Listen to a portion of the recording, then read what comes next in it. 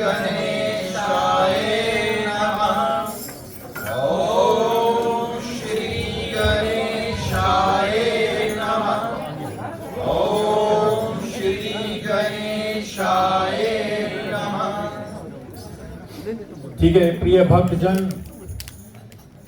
हम धन्यवाद देते हैं श्री सीताराम मंदिर के सदस्यगण जो हमारी मंडली को यहाँ पर निमंत्रण दिया और कुछ रामायण पाठ की हम कथा आप लोगों को सुनाएंगे। विषय है भोलेनाथ बाबा और माता पार्वती की जो विवाह होने जा रही है, तो हम बारात लेकर चलेंगे और भोलेनाथ बाबा शिव पार्वती का जो शादी है, क्यों ये जरूरी है, कुछ कारण है। पहला कि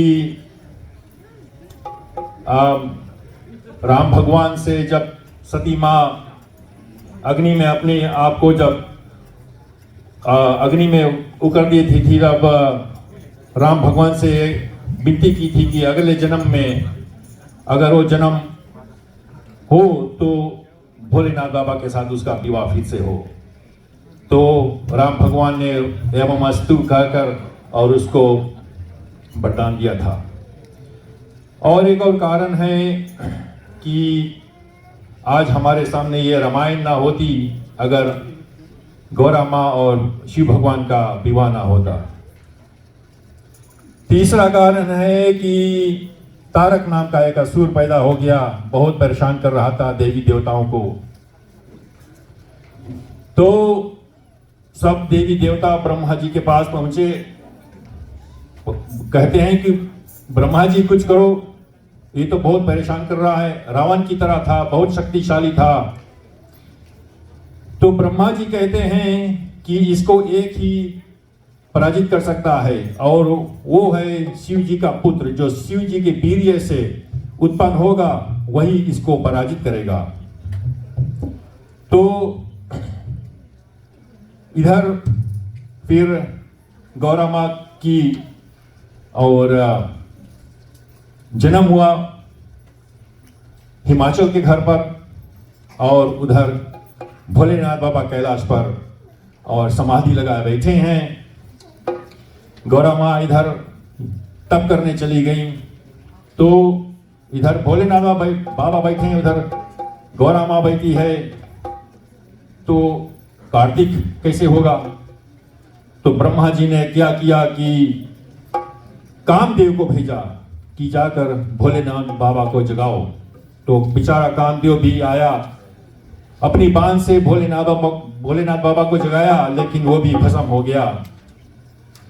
और फिर ब्रह्मा जी ने सप्त ऋषियों को भेजा कि जाकर देखो और गौरा माँ का क्या हाल है। वो तैयार है, इधर भोलेनाथ बाबा तैयार हो गए शादी के लिए, ठीक है, लड़का सेट। अब उधर सप्त ऋषियों गए और गौरा माँ की जो हम कहते हैं इंटरव्यू लिए, प्रसन्न हुए। तो हिमाचल के पास गए कि उसके पिताजी जो हैं गौरा माँ के, उसके पास गए और कहते हैं कि जो गौरा माँ है शादी के लिए तैयार है और वर हमने चुन लिया है। तो हिमाचल ने कहा ठीक है, सब चीज शगुन अच्छा है। तो क्या करा हिमाचल ने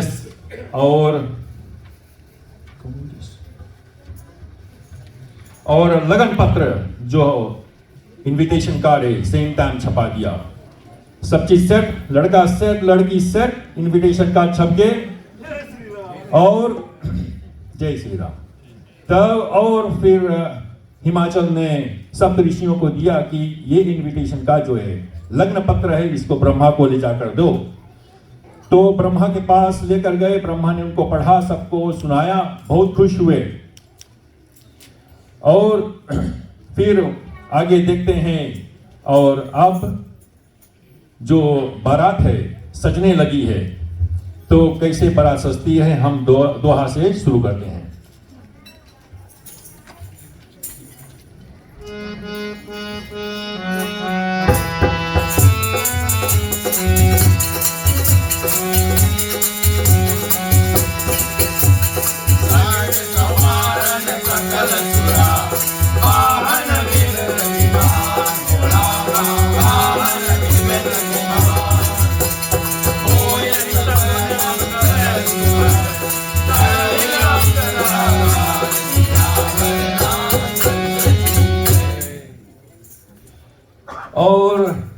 जैसे देवी देवताओं ने सुना कि पार्वती माता और भोलेनाथ बाबा का विवाह होने जा रहा है, तो जान गए कि अब तो तारकासुर का वध करने के लिए और भोलेनाथ बाबा की गौरा माँ की जो पुत्र हैं वो अब अवश्य जन्म लेंगे।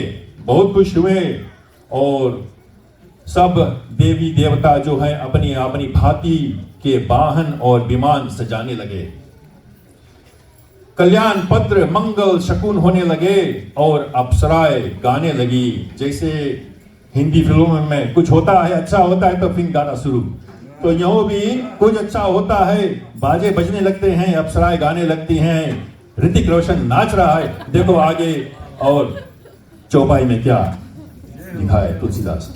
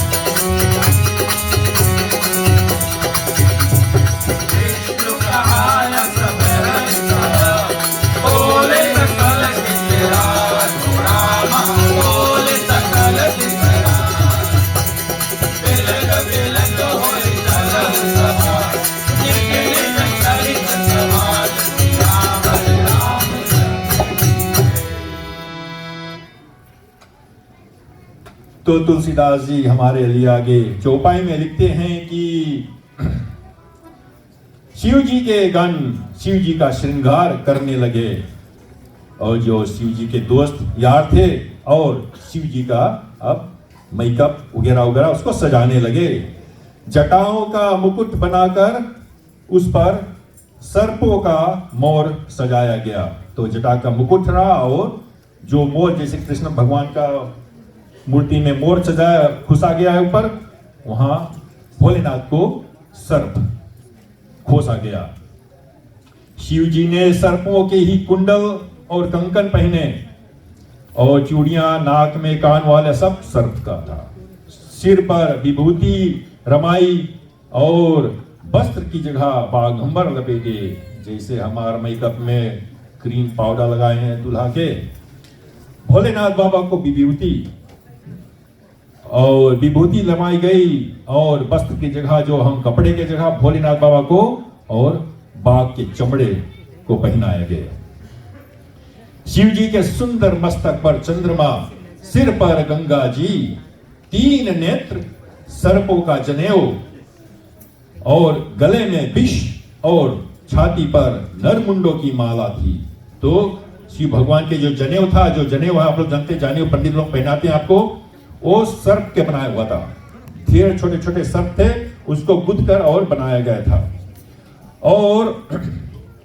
और माला कैसा था? फूल का माला, हम लोगों नहीं, उसका जो खोपड़ी का माला है सब, उसका माला पहनाया गया भोलेनाथ को।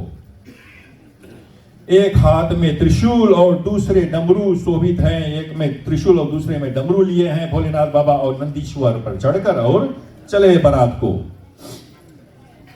और बाजे बज रहे हैं।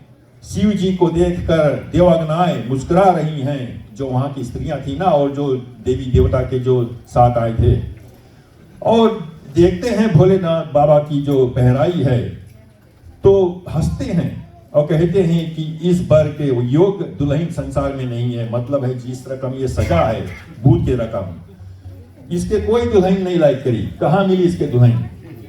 विष्णु और ब्रह्मा आदि देवताओं के समूह अपने अपने वाहनों पर चढ़कर और बारात में चले, और विष्णु और ब्रह्मा जी भी अब और शामिल हो गए बारात में। देवताओं का समाज सब प्रकार से अनुपम था, पर दूल्हे के योग बारात नहीं था। तो जो देवी देवता का सजावट था ना, बड़ा अच्छा लगता है देखने में, जैसे हम लोगों के साथ। और फिर दूसरे तरफ उधर भोलेनाथ बाबा क्या क्या पहने हुए दूसरे रकम लग रहे थे। और दोहे में लिखते हैं कि विष्णु कहा अस बिहंसि तबा, बोल सकल दिशिराज, बिलग बिलग होई चलहु सबा, निज निज सहित समाज, सियापति रामचंद्र की जय।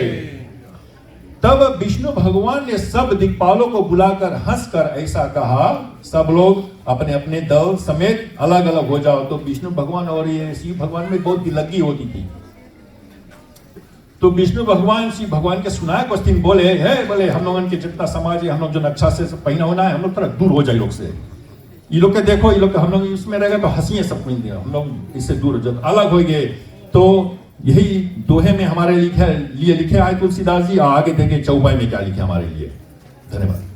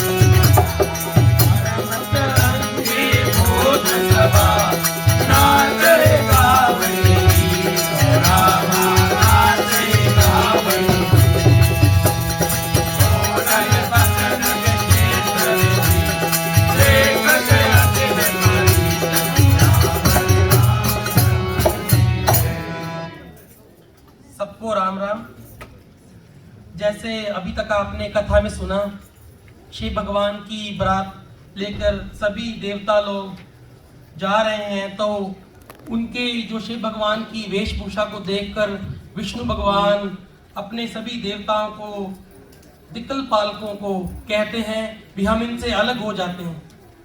उनके कहने का मतलब था अगर वो ऐसी बारात लेके जाएंगे जहां पर नगर में, तो उनके ऊपर बहुत हंसी उठेगी। तो विष्णु भगवान की बात सुनकर सभी देवताओं ने मुस्काए और अपनी अपनी सेना तक अलग अलग हो गए। तो महादेव जो भोले, वो सब जानते हैं, वो से ये सब देखकर मन ही मन मुस्कुराते हैं और विष्णु भगवान के व्यंग वचन वो जानते हैं कि विष्णु भगवान को वो दिल लगी नहीं छोड़ते।